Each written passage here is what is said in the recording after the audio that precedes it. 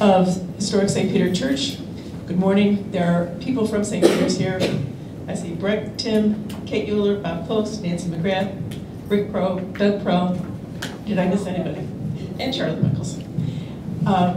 Thank you for being patient and listening. One more story. St. Patrick's claims that they are the oldest church in the diocese. No, Cuyahoga County. Cuyahoga County. Historic St. Peter Church claims that we will be celebrating our 150th anniversary of the continuous use of the oldest building. It's been used for a church in the diocese. And with that, I obviously am not 150 years old. I don't know all of the history. However, I have been in the parish for the last decade of my life and more as a choir member, part of the education committee. I've been part of the social justice committee. And from that perspective, I would like to just share some of the stories that I know. Right now, we are working with Men's Transitional Housing. We are working with Marion Sterling School. We are working with St. John's AME, which is located at 40th and Central. We're doing a summer program there. We've worked with the Community Women's Shelter, providing meals on a monthly basis, quarterly basis. We help women who are in transition move from one place to another, providing them their startup furniture, household goods, clothing. Our education program has brought in national speakers. Tim has been our chair for that for many, many years. And I would guess, how many national speakers have we brought in? Well, this is a program that's been going on for 20 years. And last year, we've had many, many people who are well known in different areas of theology. Last year, we had John Dominic Cross that came to our parish. This year we're having Mark on the telephone, which I'm preparing a transcript, which I'm going to get to someone, which I'll swear to. But I got him to admit it was a trusted process. This is the bishop's spokesperson. We asked for an extension. They said that we had to close the Sunday after Easter to get the church ready for Easter. The choir prepares for the Easter season celebration, and he said that we have to close the Sunday after Easter. Likewise, as other parishes have stated, there shouldn't be anybody inside except himself. He says Mass every day by himself. Potentially incorrect. How he can do it, I don't know in this day and age, but he does every day. He has his little Mass in the chapel by himself. When there are, 150 people downstairs having a communion service, it makes no sense. It makes no sense. Be careful of your money. And this would be one question I would ask Peter to address, and that is the money that is given to. Sorry, don't do it. The money that is given to the parish for the use of the parish is now going to be collected by the bishop to go and renovate the rectory at the cathedral.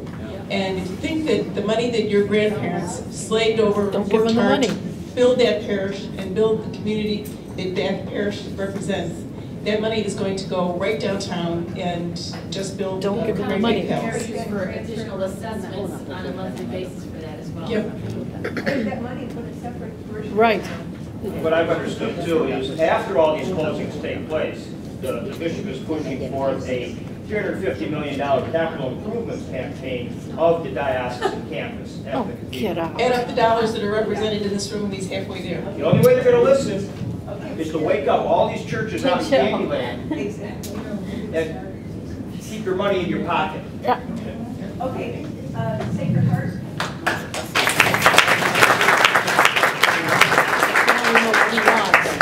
He wants to build up his own area. Hi, I'm from Sacred Heart Church in Akron, and I'm very sad to be here this day because I never thought in my whole life I would be here in America, land of the free, taking away our churches. We're from communist country, that's where I came from. They took away our churches somewhat, but the people still took care of it. They drove away the priests, dragged them away.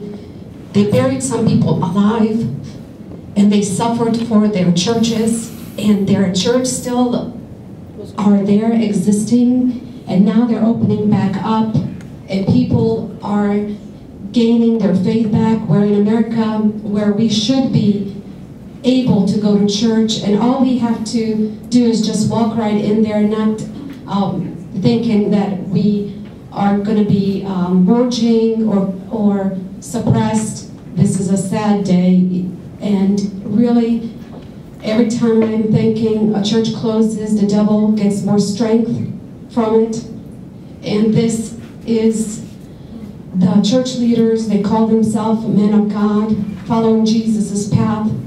I'm sorry to say they are not. And they only see money, numbers, graphs, charts. I even went to a cluster meeting, not my own church, but a different one, because I wasn't really involved in my church cluster. I figured, you know, ours is pretty much spared because our pastor said that we have plenty of money. He's going to stay there until he retires. The building is has no roof. Everything is perfect. I mean, the people are very vibrant and they love their church, so we really didn't have to worry about it. But he said, you know, if you want to go, you could go to, you know, the clusters. And so I went to a different church cluster and listened to them. And here, when I went in there, he says, where are you from? I said, Sacred Heart Church. And they looked at you and said, why didn't you go to your own cluster? Well, I said, well, I just wanted to see what you guys are doing. And they look at you kind of meanly, and then one of them, they start talking about their own church, and then they said, well, you know, we have to fix the books, you know. So really, you have to lie and cheat the numbers of how many people are going to church and how much money coming in. So when it gets down to the nitty-gritty, is this a place, I mean, we want to be? I mean, this is not Jesus's way. I mean, it just makes you think that, you know, this is more business. Everything comes down to business and dollars. So anyway, going back to our Sacred Heart Church was built by immigrants, and with hard and sweat and tears, and they really cherish their church, and I think it still is. We don't have no boundaries, so people come from different areas, drive 25, 30 miles, you know, each time to come together to pray, and so they want to listen to their to each other complaints and try to give each one, you know, help each other with their daily struggle by giving advice, you know, because each of us have struggles in our lives. And I think when Bishop Lennon wants to push us to different larger parishes, this is not going to exist anymore, because we're going to be like robots.